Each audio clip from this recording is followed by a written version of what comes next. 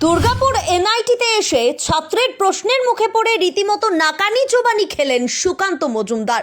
উত্তর দিতে না পেরেই কি একদিনের প্রধানমন্ত্রী হওয়ার অফার দিলেন ওই সাহসী ছাত্রকে? চোখে চোখ রেখে নাগরিকদের মৌলিক অধিকার নিয়ে প্রশ্ন সাহসী ছাত্রের।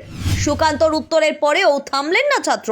বামপন্থী ভাবধারা দেখতে পেলেন সুকান্ত ছাত্রের মধ্যে, হারালেন মেজাজ। জাতি সংরক্ষণ নিয়েও ছাত্রের প্রশ্নবাণে নাজেহাল অবস্থা কেন্দ্রীয় প্রতিমন্ত্রী সুকান্ত মজুমদারের। ভিডিও সামনে আসতেই সুকান্তর দিকে ধেয়ে এলো সোশ্যাল মিডিয়ায় কটাক্ষ। মুখে মুখে একটাই কথা, শিক্ষিত মানুষ প্রশ্ন করলে রেগে তো যাবেনি। কেউ আবার বললেন, প্রধানমন্ত্রী নরেন্দ্র মোদী এই জন্যই কোনো সাংবাদিক সম্মেলন করেন না। কেন্দ্রের মোদী সরকার দেশের মানুষের জন্য আসলে কি করছে? মূলত সেই জায়গা থেকেই কিন্তু এনআইটির এই ছাত্র পরপর এতগুলো প্রশ্ন করে ফেলেছেন কেন্দ্রীয় প্রতিমন্ত্রী সুকান্ত মজুমদারকে। একেবারে আনএক্সপেক্টেড ঘটনা ছিল, ফলে যা যা ঘটেছে এনআইটিতে তা নিয়ে রীতিমতো চারিদিকে শোরগোল পড়ে গেল। শুরুটা বেশ ভালোই ছিল। স্বদেশি পণ্যের মাধ্যমে বিকশিত এবং সমৃদ্ধ ভারত শিরোনামের আলোচনা সভায় যোগ দিতে দুর্গাপুরের এনআইটিতে পৌঁছেছিলেন সুকান্ত মজুমদার।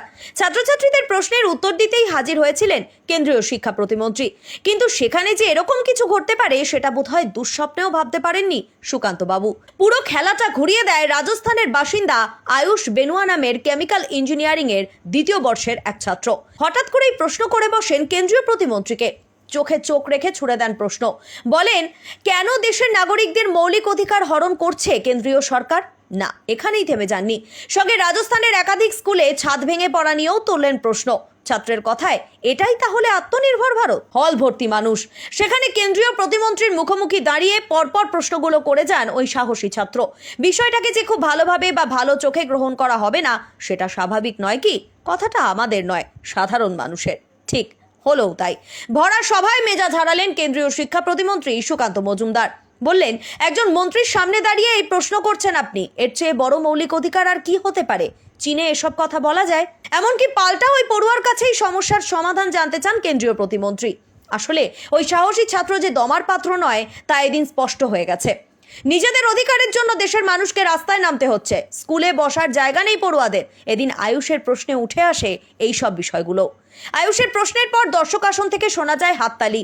এদিকে সুকান্ত ততক্ষণে বলছেন সেই কথাটা, না না, সমাধান বলুন, বামপন্থী হতে যাবেন না। বামপন্থীরা শুধু সমস্যা তৈরি করে আর সমস্যাই তুলে ধরে। আপনি বলুন সমাধান কি?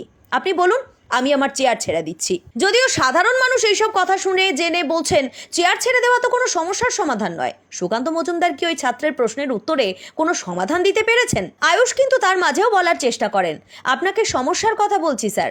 সুকান্ত ততক্ষণে মেজাজ হারিয়ে পরিস্থিতি বিগড়ে ফেলেছেন। তাকে বলতে শোনা যায়, সমাধান কি বলুন।